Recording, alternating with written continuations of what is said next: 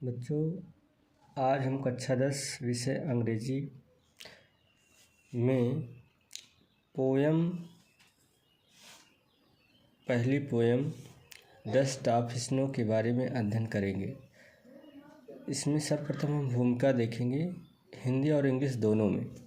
तो देखते हैं इस प्रकार। द स्टाफ स्नो प्रसिद्ध अमेरिकी कवि रॉबर्ट फ्रॉस्ट द्वारा रचित एक छोटी लेकिन गहरी कविता है। Introduction. The staff snow is a short yet profound poem written by the famous American poet Robert Frost. यह कविता हमें यह सिखाती है कि जीवन में छोटे छोटे पल भी हमारे मूड और सोच को बदल सकते हैं। This poem teaches us that even small moments in life can change our mood and perspective. एक मामूली सा अनुभव, जैसे एक कौवा पेड़ से बर्फ झाड़ दे, भी किसी के दिन को बेहतर बना सकता है। A simple experience like a crow shaking snow off a tree can brighten someone's day. कवि ने प्रकृति के दो ऐसे तत्वों को चुना है जो आमतौर पर नकारात्मक माने जाते हैं। The poet has chosen two elements of nature that are generally considered negative, a crow and a hemlock. कौवा और हेमलॉक पेड़, जो कि एक विषैला पेड़ होते हैं जिसे धतूरा का पेड़ भी माना जाता है, लेकिन इन्हीं से सकारात्मक परिवर्तन की शुरुआत होती है।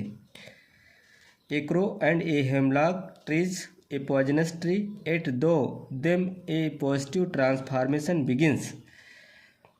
यह कविता हमें यह भी बताती है कि हर नकारात्मक चीज़ में भी कुछ अच्छा छिपा हो सकता है। This poem conveys the message that even in negativity something good can be hidden.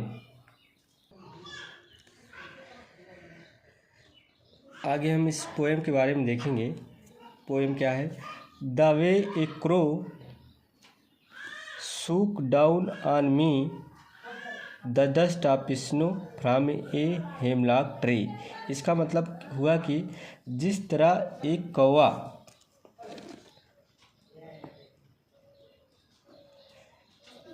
से एक कौवा ने मेरे ऊपर झाड़ दी हेमलॉक वृक्ष से बर्फ की फुहार।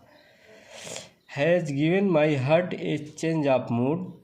उसने मेरे दिल को एक नई सोच दी, a change of mood. And saved some part, और उस दिन का कुछ हिस्सा। Of a day I had read, और उस दिन का कुछ हिस्सा जिसे मैं व्यर्थ समझ रहा था बचा लिया। बच्चों, इसके आगे हम अगले भाग में देखेंगे। बहुत बहुत धन्यवाद।